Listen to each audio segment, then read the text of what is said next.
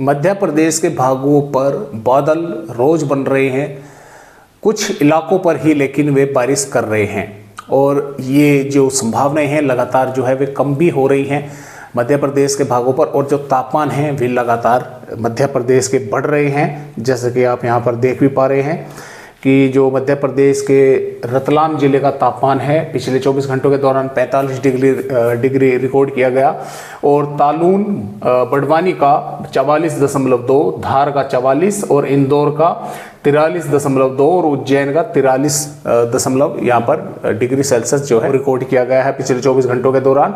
और जो पंचमढ़ी, नर्मदापुर और करौदी, कटनी यहाँ पर 35, 37, 38 के हेर फेर में माला जखंड बालाघाट का भी 38.5 और रीवा का भी 38.6 यहाँ पर रिकॉर्ड किया गया है।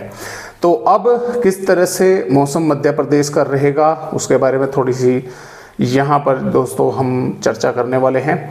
तो जैसा कि आप यहाँ पर देख पा रहे हैं दोस्तों, ये जो है मध्य प्रदेश के भागों पर वैसे तो मौसम साफ रहेगा और 13 मई में, लेकिन इंदौर, देवास, सीहोर, शाजापुर, उज्जैन, धार, खरगोन, खंडवा, हरदा, नरसिंहपुर, जबलपुर, सिवनी, छिंदवाड़ा, पाटुना के भागों पर कुछ बादल दिखाई दे सकते हैं। कुछ इलाकों पर थोड़ी बहुत तेज हवाएं चल सकती हैं। इक्का दुक्का जिलों के गांव या शहरों पर बूंदाबांदी बारिश हो सकती है। जिस तरह से आज मुरैना, भिंड, ग्वालियर के आसपास के भागों पर बारिश होने की संभावनाएं हैं। देर शाम रात्रि के समय कभी भी हो सकती है, लेकिन साथ में तापमान वे लगातार जो है दोस्तों बढ़ रहे हैं मध्य प्रदेश के। जो वार्निंग है हीट वेव की, लू की, वो रतलाम, उज्जैन, राजगढ़, शाजापुर, झाबुआ, धार, इंदौर, देवास, खरगोन, खंडवा, बुरहानपुर, अलीराजपुर के भागों पर है, यानी कि यहाँ पर लू भी चलने की संभावनाएं हैं। लेकिन साथ में क्योंकि जो बादल वगैरह बनेंगे दोस्तों वे काफ़ी लंबे समय तक नहीं बनेंगे, वे थोड़ी देर के लिए ही, घंटा 2 घंटे के लिए बन सकते हैं। उससे पहले भी धूप अच्छी खासी देखने को मिलेगी और उसके बाद में भी धूप अच्छी खासी देखने को मिलेगी। और वो भी जो बने तो क्योंकि संभावनाएं उनकी भी कम है। और जो दमोह, कटनी, जबलपुर, नरसिंहपुर, छिंदवाड़ा, सिवनी, मंडला के भाग है, यहाँ पर कोई वार्निंग हीट वेव की नहीं है। यहाँ पर थोड़े से तापमान कम है क्योंकि यहाँ पर बंगाल की खाड़ी की हवाएं पहुँच रही हैं। तो इसी तरह से 14 मई में भी मौसम साफ ही रहेगा। पश्चिमी भागों पर वार्निंग है हीट वेव की। 15 मई में भी पश्चिमी मध्य प्रदेश के भागों पर वार्निंग लगातार बढ़ रही है, पूर्वी भागों पर नहीं है। और जो बंगाल की खाड़ी पर बनेगा वो तूफान से, यानी कि समुद्री तूफान उसके बनने की संभावना है, यानी कि साइक्लोन स्टॉर्म जो है दोस्तों वो बनेगा।